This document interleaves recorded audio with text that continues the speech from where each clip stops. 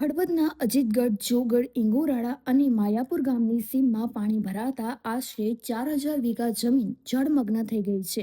પાછલા 25 વર્ષથી આ સમસ્યા યથાવત હોવાનો આક્ષેપ ગ્રામજનોએ કર્યો છે.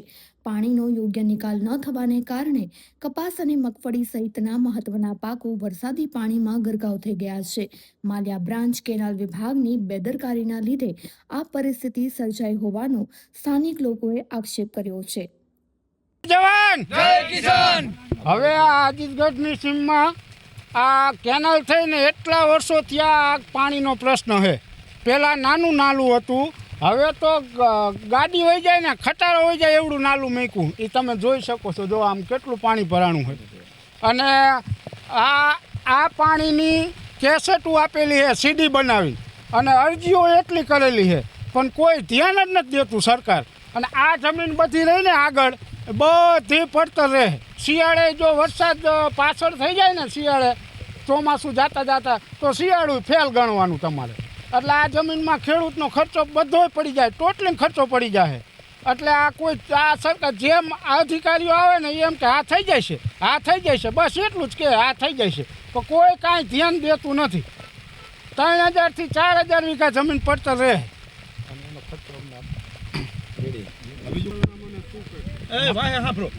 મારું નામ વાસુદેવભાઈ ગાંડુભાઈ સુરાણી.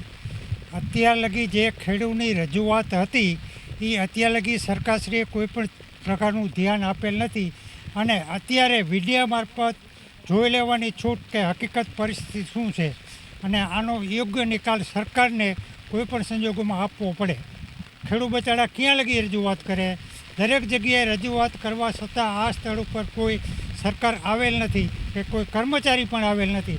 અત્યારે તો નજર સામે દેખાય છે કે શું પરિસ્થિતિ આ 4,000 વીઘાની છે, તો આ ખેડૂતની શું પરિસ્થિતિ હશે એની મુલાકાત મામલતદાર કે કલેક્ટર જે કંઈ હોય તેને લેવા તાકીદે રજૂઆત.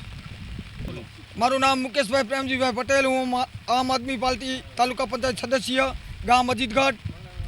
અહીંયા જે બધા ખેડૂતનો એવો મોટો પ્રશ્ન છે કે જે આ માયાપુર અને અજીતગઢના સીમાડે જે નાલું મૂક્યું છે એ છેલ્લા 26 વર્ષથી આ જબરજસ્ત પાણીની મોટી નુકસાની હોય, અને ખેડૂત વારંવાર મીડિયાના માધ્યમથી આ સરકારશ્રીને દેતી હોય, અને આ સરકારશ્રી બેરી કાન સાંભળતી નથી કોઈનું.